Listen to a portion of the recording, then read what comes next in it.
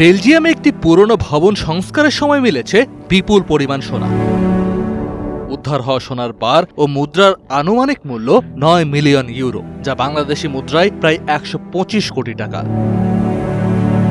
গত ১১ই আগস্ট বেলজিয়ামের সিন্ট গিলিস ডেন্ডারমান্ট শহরে একটি ঐতিহাসিক ভবন সংস্কারে কাজ করছিলেন ডিব্র্যান্ড নামের একটি নির্মাণ প্রতিষ্ঠানের ৮ শ্রমিক। ড্রিল মেশিন দিয়ে খোঁড়াখড়ির সময় হঠাৎ তারা দেখতে পান মাটির নিচে স্তরে স্তরে সাজানো রয়েছে সোনার বার ও অসংখ্য মুদ্রা। বিপুল পরিমাণে এই সম্পদের সন্ধান পাওয়ার পর শ্রমিকরা অবিলম্বে বিষয়টি ভবন মালিককে জানান। এরপর মালিকের মাধ্যমে খবর পেয়ে ঘটনাস্থলে যায় পুলিশ।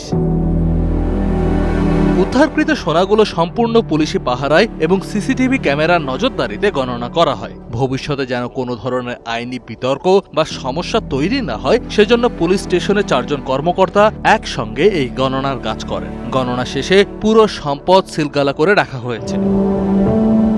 তবে এত বিপুল পরিমাণ সম্পদ কে বা কারা বা কবে ওই ভবনের নিচে লুকিয়ে রেখেছিল সে বিষয়ে এখনো সুনির্দিষ্ট কোনো তথ্য পাওয়া যায়নি। তবে স্থানীয় এক ইতিহাসবিদ মনে করছেন ১৯৩০-এর দশকের মহামন্দার সময় ব্যাংক দেউলিয়া হয়ে যাওয়ার ভয়ে কেউ হয়তো এই সম্পদ লুকিয়ে রেখেছিলেন। বর্তমানে এই সম্পদের প্রকৃত মালিকানা নির্ধারণের জন্য আইনি তদন্ত চলছে। তদন্ত শেষেই নির্ধারিত হবে ১২৫ কোটি টাকা মূল্যের এই গুপ্তধন চূড়ান্তভাবে কার হাতে যাবে।